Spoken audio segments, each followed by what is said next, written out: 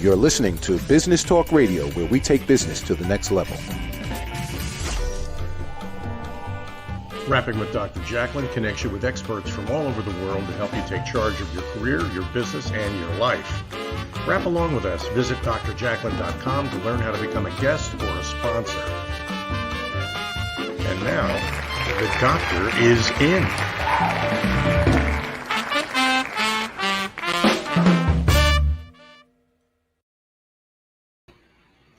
It's Friday night. Welcome to Rapping with Dr. Jacalyn, stories of hope, inspiration, and overcoming adversity. I am your host and executive producer, Dr. Jacalyn Kerbeck, and it's the birthday edition. It's my birthday today. Yay. So thank you for stopping in and joining.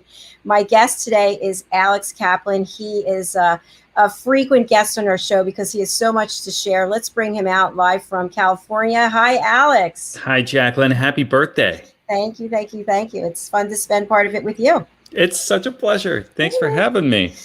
So we've done a number of shows together, and we always try to bring good content, educate people, bring some value. And I'm glad that you're back again today. And I want to say hi to Greg Russick. He's also a fan of the show. Thank you, Greg, for watching. Hi, Greg. And we've got a comment already. Let's see what we have there. Greg, happy birthday. Thank you. Thank you so much. I met Greg on something called Lunch Club, and it's a way to connect and network. And he actually introduced me to a couple of really cool people who've been on the show, and I hired my attorney because of somebody he introduced me to. So it's all good. So thank you, Greg. Alex, enough about me. Tell me about Of Substance and what it is that you guys are doing there. It's pretty cool. Sure. Yeah. So I'm a filmmaker. Hi, everybody. And I also happen to be an addict. That's my struggle. I've overcome substance use. But, you know, it's just like any struggle. It is a lifelong journey that requires daily vigilance. And so I've combined those two in a very interesting way. Of Substance is an innovative nonprofit that makes premium, entertaining short films about addiction to help all those touched by substance abuse to overcome the shame, blame, and stigma of it all. The one thing, if I learned one thing in my journey of overcoming addiction, it's that substances weren't really my problem. Really, they just happened to be the circumstance of my struggle. My actual more underlying problem was insecurities, was fear, and what I used to run away was substances. But at the root of it all is just this, it's defined by shame, right? And I think we can all, no matter who you are, it's part of the human condition to experience shame. And shame, as Brene Brown puts it, to define shame is the fear of disconnection. So shame is defined by isolation and loneliness. So at the root of healing for all isolating struggles, from mental and physical illnesses to bullying to eating disorders to aging to addiction, it's all, in the end, it's all about fear of a lack of belonging. And so in my journey, I've found that it's all about finding connection, finding community, and finding a sense of belonging. So that's what we do with our films. Our films are built on the notion that addiction is a disease of loneliness and isolation, and the belief that if you can improve someone's sense of belonging, you can improve their mindset. So we're not in the business of creating film. We're in the business of creating connection and community and opportunities for people to feel seen and understood and to understand one another better. Please visit ofsubstance.org. Check out all about us, and you can watch all of our films on there for free. And please reach out. We'd love to hear from you. We are currently working on getting our programming into education, into treatment, and all over the place, from universities to fraternities and sororities, high schools to treatment centers and hospitals. If you think that what we're doing is interesting and you have somebody in your world who might benefit as an individual or as an organization from what we're doing, we'd love to talk to them. Please visit ofsubstance.org, reach out. We'd love to hear from you. Thank you, Alex. I always love having you here because you have such an incredible story. And I think something that you said before really triggered something for me. A lot of times there are things that happen to us when we're younger. and we don't talk about it, or we did tell someone and they might say, well, that was your fault, or if you didn't do this, then that wouldn't have happened. And so we just kind of stuff it, we keep it in there. And then as time goes on, it really impacts the decisions that we make, because we have this shame and blame and low self-esteem. So what I'm wondering is if you would share your story about what actually happened to you, and how it impacted you. And I want to say hi to Scott Schlosberg. I hope I'm saying that right. Thank you for watching. Hi, Scott. Sure. Thanks, Jacalyn. Yeah, I'm very lucky. I'm very privileged. I come from a very privileged background. Other than being a white male in America, my father did very well. And I grew up without ever needing anything. We had money and multiple homes. And when I was 23, my father passed away. And in the same day that I gave the eulogy, we found out that we were tens of millions of dollars in debt.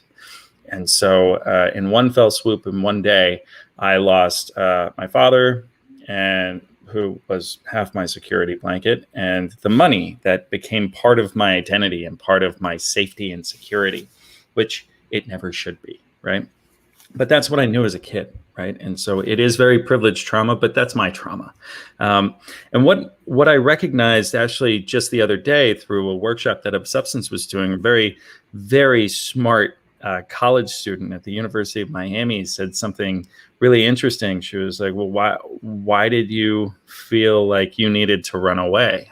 And I started to dig in a little deeper than I ever have before. And I was trying to explain that, I did explain that having never worked before, having never really had a sense of identity around accomplishment and self-worth beyond external objects and money and monetary bulk, I honestly didn't know what I was capable of. I didn't know, and I didn't believe that I could support myself, that I could survive in this world. I thought that my chickens had come home to roost, where because I'd never developed any life skills or work skills or professional skills, I didn't know how to take care of myself. And I was scared. I was really scared. I was 23 and I didn't know how to work. I didn't have work ethic. I didn't know if I could manage money. I didn't know if I could do anything. And so I was scared. I was so scared that I was not good enough and that I couldn't do this. And I ran away. I ran away for 4 years into a bottle and under a big mountain of cocaine. And that was nice for a while until it wasn't. And I got really lucky. My family and friends never gave up on me. And it was when my best friend finally asked me one day, after he called me and tried to get me out of my apartment in New York, where I had holed myself up, I was at a point where I was doing 2 8 balls of cocaine for each day for 5 days straight without sleep. That is beyond the fatal limit, far beyond fatal limit. And I survived it, but he would call me once in a while to try to get me out and get me to connect, right? And he called me and Zach was like, Alex, let's go to a movie. And I gave him some BS excuse, like, no, I can't, and blah, blah, blah. And finally, he just cut to it. He's like, Alex, why are you doing this? And that planted a seed that I was just really not ready for. You know, I realized I came up with some excuse and it didn't really work in the moment, but it dropped something that really planted in the back of my head and was the beginning of something to grow, and started to ask myself, like, why am I doing this? Something is wrong. Something is off. And it started to get me to recognize that it was a choice I was making. I was choosing this struggle. I was choosing to run away. And so I got really lucky, and I got fired from my bar job in New York, and I met my now wife, then ex-girlfriend, 10 minutes later on a park bench on Central Park West. And she was like, Alex, get the hell out of here. Get out of New York, go home to Philly for the summer and just get out of this cycle. And I did. And I started to seek help for myself. And I tried a couple of different things. But I tried more traditional experiences, 12 steps. I tried AA. I tried one-on-one addiction counseling. And it's not that those didn't work for me. I think when overcoming any kind of struggle, it's about who you find. And I just, the rooms that I found were not ones where I clicked with the community. And so I kept searching, and I got really lucky. I found a progressive group led by a progressively minded doctor who, in our consultation, said, Alex, right now you look in the mirror through society's eyes, and you see a junkie, you see a screw up, you see a drunk, an alcoholic, a cokehead. And our job here is to get you to look in the mirror through your own eyes and without a filter of negativity, and see a person who has value and worth and potential and possibility and nothing but opportunity. And so he said that, and that really got stuck with me. And the other thing he said was, Alex, right now, where you are is life is a patchwork quilt. And right now, where you are, your life is made up of one patch, and that is addiction. That's never going to go away. It's part of who you are, and that's okay. Our job is to add patches to that quilt. Hobbies, career, family, relationships, everything else, so that it's not that that patch of addiction goes away, but it becomes relatively smaller as you fill up your life. And so I got really lucky, and I found this wonderful group that was less about recovery and less about getting sober and far more about improving the quality of life. And in that group, while getting sober, I learned just how to be a person. In my journey of recovery, I learned how to be a professional, how to be a husband, how to be a friend, how to become a supportive member of society, like I'd never been before, where I got to learn how to fall down and pick myself up, because life is not about learning how not to fall. It's always about learning how to get better and better at picking yourself up and changing your relationship with struggle. And so here we are on this show talking about overcoming adversity. And I'm so grateful to be here and get to tell you my story. So that's me. Every time I hear this story, I think of you in that apartment, and I think of how low you must have felt, how alone, how traumatized, how much fear and anguish and pain you were in. And now I'm just so grateful because you're out there sharing your story over and over and over again, always helping other people. We have to take a commercial break, but before we do, how do you feel when you share your story? It's just so surreal. That's such a good question. Nobody's asked me that. How do I feel when I tell that story? That's such a good question. I feel excited. I feel empowered, and I feel I'm not upset about it.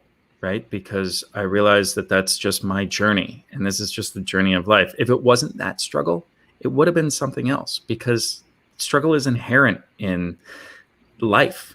And so it's not about not experiencing struggle. It's about improving your relationship with it. So I'm just grateful that I survived, because I did overcome a struggle that many people don't survive long enough to learn from. And so I am very lucky and very grateful that I survived it long enough to get to learn these very important life lessons that come from struggle. And we're glad that you're here to share it with us. Thanks, so Jacalyn. Thank you. We're going to take a break. We have a new sponsor, Listening to Smile. And I want you to take a look at this clip. If you are a business owner, if you are someone who is live streaming music from Pandora or Spotify or somewhere else, like if I have a Spotify account and if I were to start playing the music here over the public, that's illegal. You can be fined for that.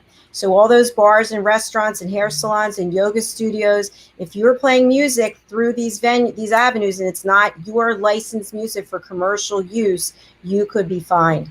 So we've partnered with this organization, Listening to Smile, and let's take a look at their clip, because I think they can help all of us personally and also business owners if you want to have licensed music that really is to help us relax.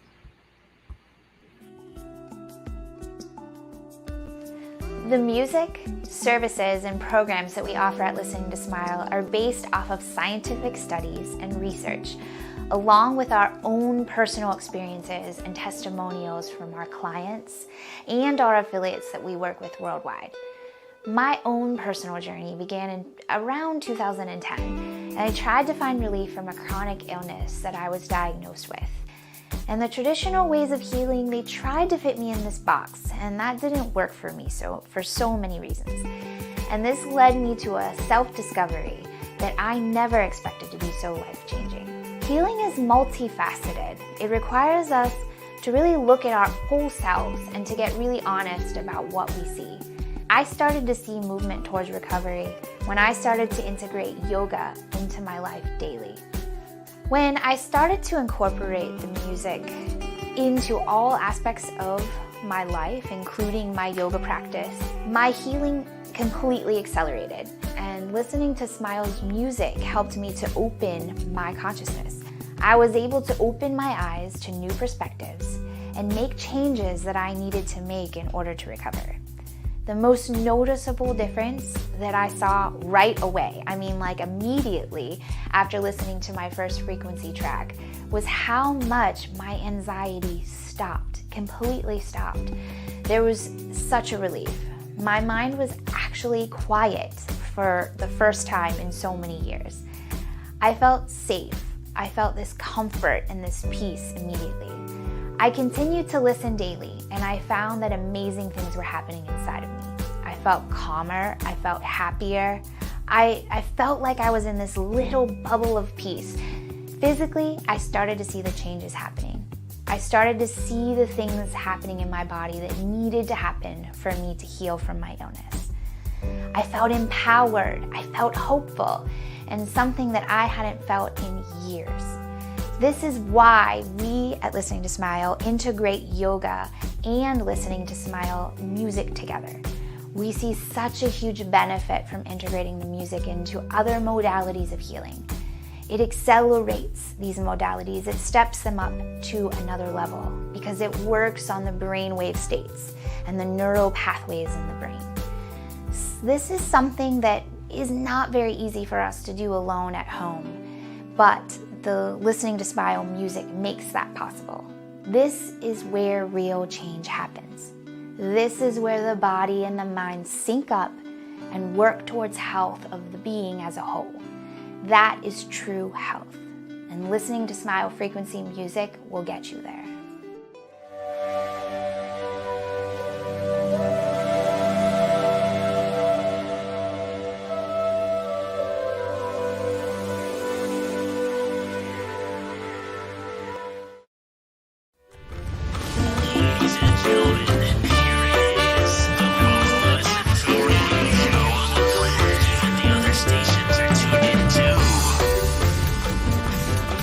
You're listening to Business Talk Radio, where we take business to the next level. Welcome back to Rapping with Dr. Jacalyn, stories of hope, inspiration, and overcoming adversity. My guest is Alex Kaplan. We're kind of bebopping to the music. So, Alex, what did you think of that clip when you think about what we're talking about? I'm not even talking about for business owners or people who want to license music, but, like I have autoimmune illnesses. You're working with people who are overcoming struggles. Does music play a role in trying to help you find your center and lose anxiety? I think so. I absolutely think so. And I love that you've found them. That's really cool. I'd love to meet them because we're always making films, so we're always looking for music. I wonder if there's a cool partnership there because I love what they're doing. You're right. The philosophy and the theory behind the work that they're doing is, I'm working all the time, right? And I put on music, but I can't put on. I don't listen to music with lyrics when I'm working or when I'm meditating or when I'm doing anything that's holistic or productive in any way. And so I'm always looking for more music that's specifically designed to really focus and hone in and quiet myself so that I can be there. So I love what they're doing. That's really cool. It is cool. I'm going to run their banner again. And by the way, they found me. They found me on social media by watching the show. And so we had them on A Better You. Alex is a charter presenter for our platform, A Better You, lessons from the best coaches, consultants, and trusted advisors. So Ian and Dana, they came on the show, they presented, and now Dr. Jacalyn LLC is an affiliate. So we're looking at other ways to help people use music that's licensed. So whether It's you're, brilliant. yeah, it's kind of cool. So thank you. So anyway, we were talking about your journey, and you also talked about the work that you're doing. We do have one of your films. If you'd like to play it, I think it's really, We can play it. yeah, Why it's don't we really, go for it? do you want to tee it up before I put it on? Sure. I'll give just a little bit. This is one of our films. It's very short. It's 3 minutes long. That's how long our films are. This one is a more on the nose piece. A lot of our films are romantic comedies and thrillers and sci-fis and magical realism. This is a moment in time that I experienced. 3 moments in time that I combined into one because they're really insightful and fun metaphors and ideas for how different people might overcome struggle and feel connected. So I hope you enjoy. So this is Band-Aids. Thank you. If they ain't got two, then don't bring none at all. You know what I used to do? I used to wear Band-Aids on my fingers, a couple on each hand. And not the regular kind, you know, the kind your kids wear.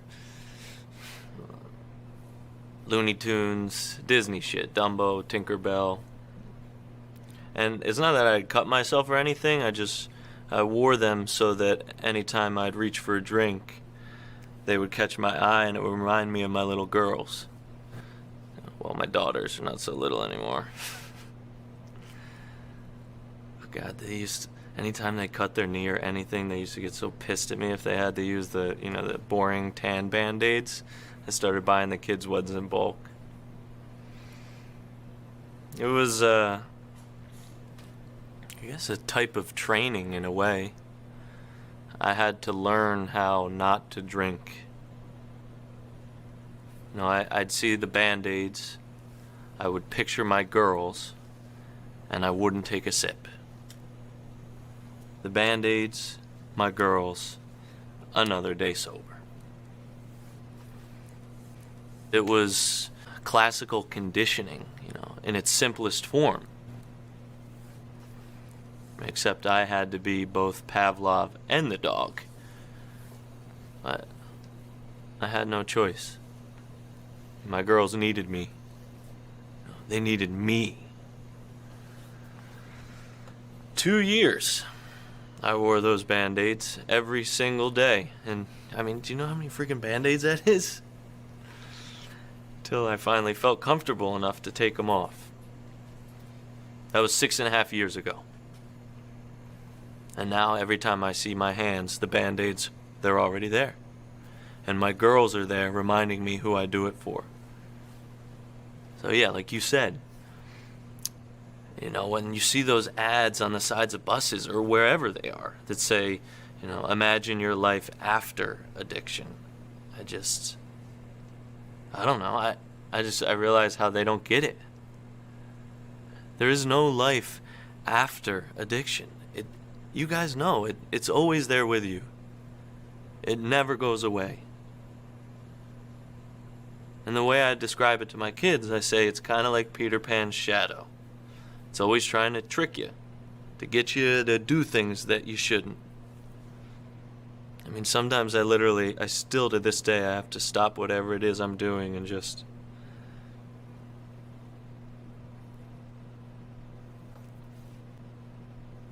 And that's okay. It's okay to be an addict. I know I'm stronger for it. Forces you to be smarter, to be vigilant, persistent, present. And it's something we'll all have to manage every single day for the rest of our lives. And we can. But no, it never goes away.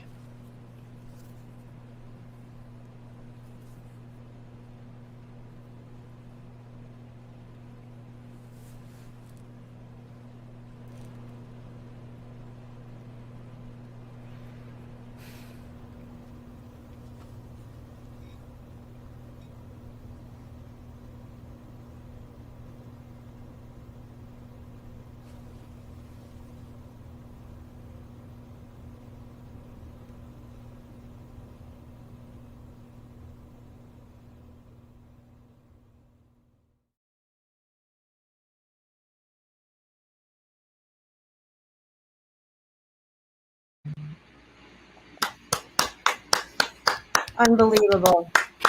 Unbelievable. Thanks, Greg. Thank you, Greg. That first of all, aside from what the actual message, the production itself was mind-blowing. And I'd really like to know what went into that as a filmmaker. You wrote that, you directed it, you produced it. It's just incredible. And then in terms of the actual message that's being conveyed, and I shared this with you before, when the camera is panning the room and you see people from all walks of life that are there, all for the same reason, all struggling. It's incredible. Did you win awards for that, or have you submitted for any awards? We have yet to submit to anything, which I keep getting yelled at. But I think that there's the film festival circuit and world is also very political. It's a lot of nepotism. So instead, I think we have a better opportunity of establishing ourselves differently. And instead of just being a film at a film festival, we could, in the next year or so, have our own full blocks of just like, of Substance block on Wednesday for half a day. Like this is bigger than just an individual film. And I think it's important we keep thinking about it like that. But yeah, making Powerful the film message. was... Yeah, Thanks. Diane Bain, powerful message. Thank you for watching, Diane. Thanks, Diane.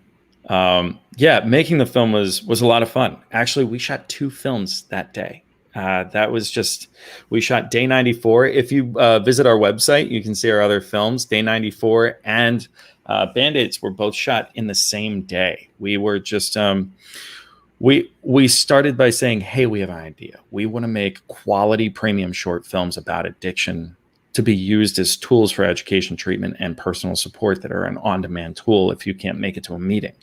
And my partner, Brian, was just like, hey, we should go and we should present this to some people and raise money. And I was like, absolutely not. We're not going to people and we're not saying, hey, we want to make short films about addiction, because as soon as you hear that, you're just like after school special, educational film, something you're used to seeing, or a documentary, right? Like, it's just like, I start to imagine what I already know. So we said, hell, let's make a proof of concept. And we made 9 films in 9 months while all working full-time jobs. And we just wrote what felt honest to us. We decided to make 9 scripts that just spanned enough of a gamut to give people an idea of how these could be different. And it was just like, do what you can with what you got from where you're at, right? And so we had spaces, we had some camera crew, we had some people, we had some friends, we had some equipment, and we had a mission and we had a vision, and people really identified with it. And so we just brought some people together. My partner, Brian, so Anthony, who is the lead actor in that, is one of my best friends. He's one of my groomsmen for my wedding and one of my best friends from college. We went to acting school together, and he really nailed that. He nails it so much. And so I would work with Anthony on the monologue and give him notes, while my partner, Brian, my co-director, was keeping an eye on everybody around the circle and would go around in between takes and give each one of them notes and ideas of like, here's a character idea for you. So it's always collaborative. And the more ideas we have from more people, the better, right?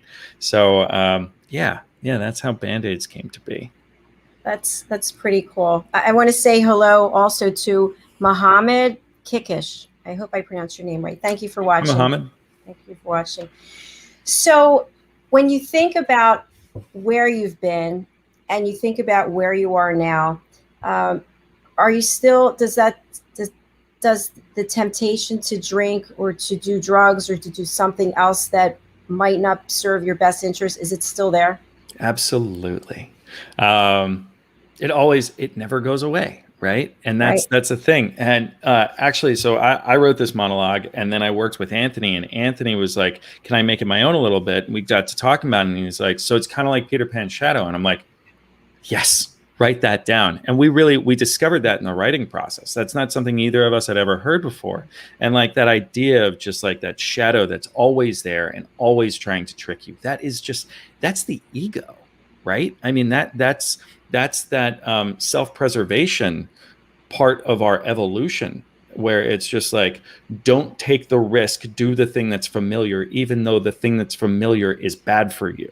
Like, it's what we know. So at least I know I can do it, not die, but I won't take a risk of something new.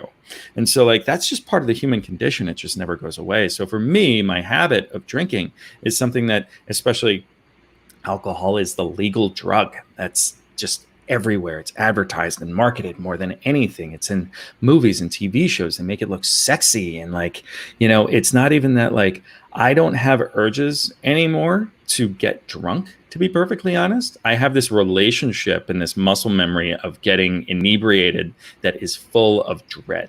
Like, I don't miss that, which is really cool. I fell off the wagon enough while getting sober that I now have this new relationship with it that is only filled with guilt, that is only filled with dread, which is lucky that I survived falling off the wagon that much. But I still, the urges I still do get are, I like the taste. Like, I enjoyed cocktails. I miss beer.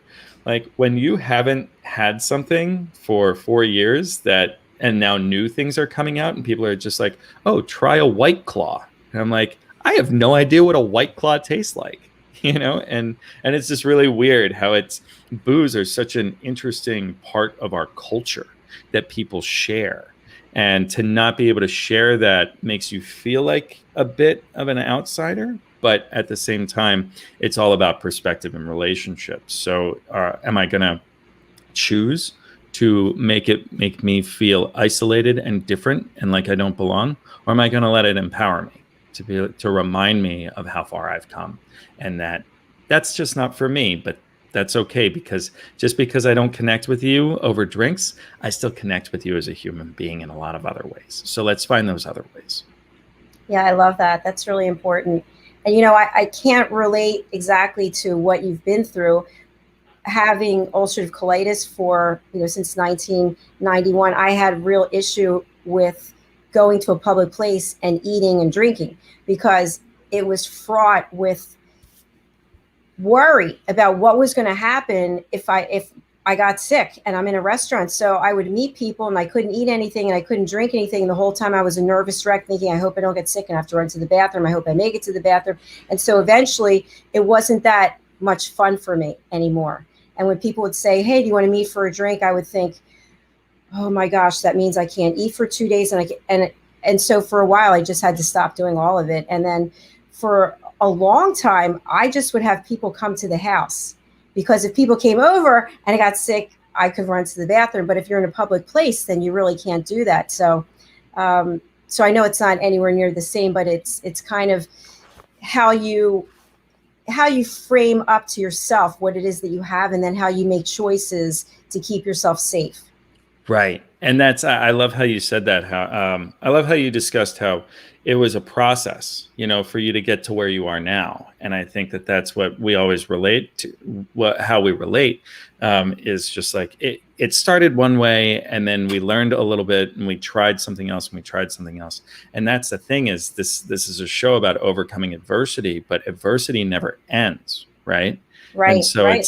it's just like we keep getting a little bit better. Perfect doesn't exist.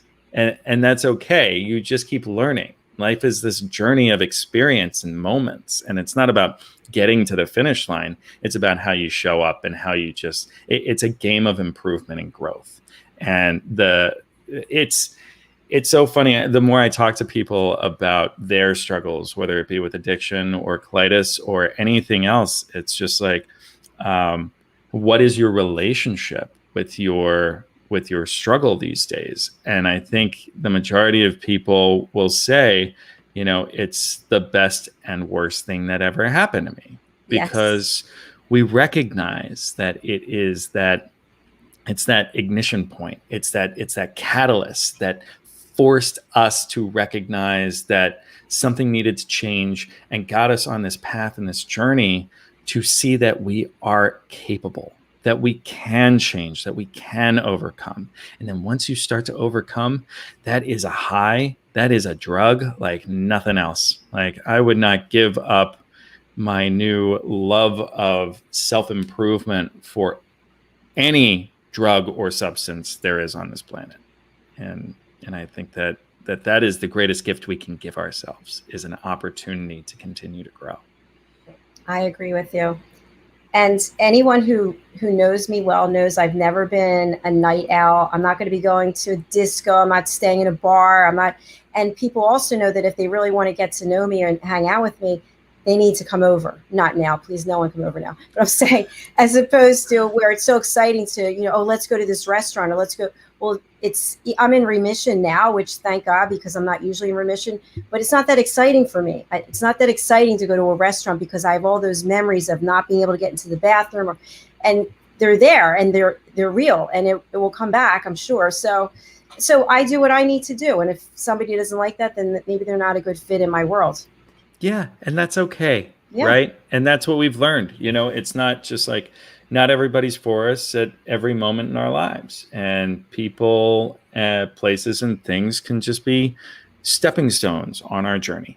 Right. Yes. We shouldn't be stepping on people. That's not what I'm saying. You know what I mean? I know what you're saying. Yes. Yeah, Yes. cool. I know what you're saying. So believe it or not, we are almost out of time, this happens every time. We just start and then it's over. But Alex, so we discuss this often. This show plays live. And by the way, it's now live on 5 platforms that we can watch. It's live on Business Talk Radio. So it's live on 6 platforms. And then it becomes a podcast, and that's on 5 more. So we are actually on 11 platforms. So whether people are watching us now or they're watching later or listening, people want to know that they can find help. They want to know that people like you are out there. So having been through what you've been through and who you are today, what would you say to anyone out there who's still in darkness, who's still in that apartment in New York? What would you say to them? Yeah. So when you're stuck in hell, it's really comfortable in the cold and the dark, and I get it. And it's scary to come out, especially since what you're running away from is life. So to take that numbing away and start to face life couldn't be more scary. And I get it. I identify. I've been there. But I got to tell you, once you come out, it's tremendous. And you can come out. I think one of the trickiest things about overcoming any struggle is that you don't believe that you can do it or that it's worthwhile.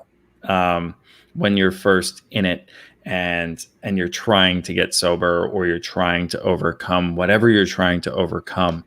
But that's what we're here for. That's what others are here for. That's what connection and relationships are here for.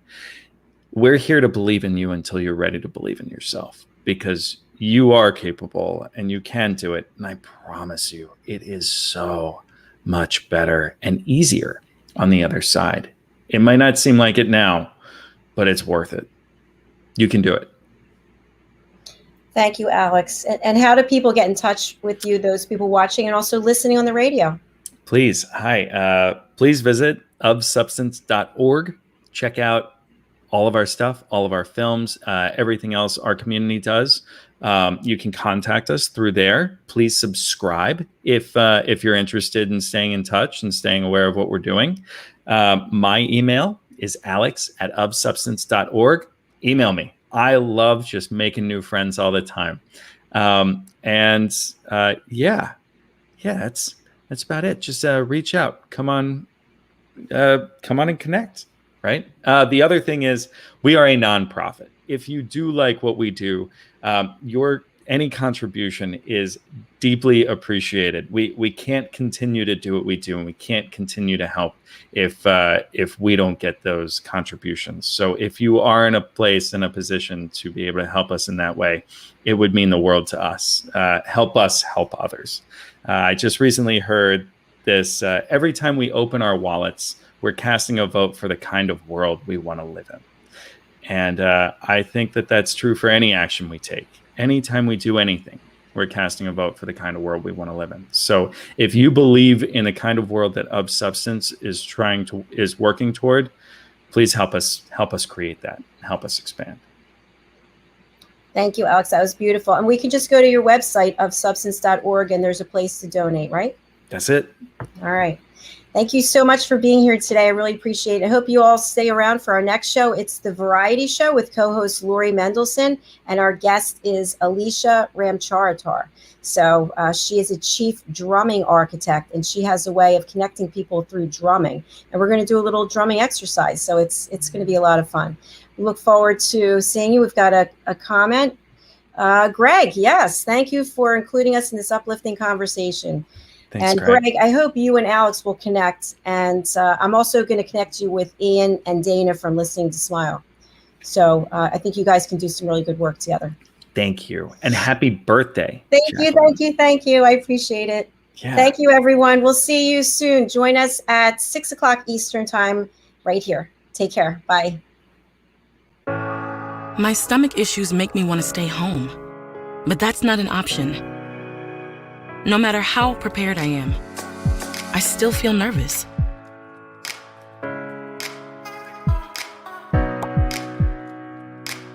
Enough is enough.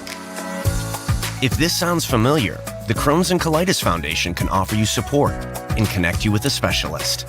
Don't keep your symptoms to yourself. Get help at spillyourguts.org today.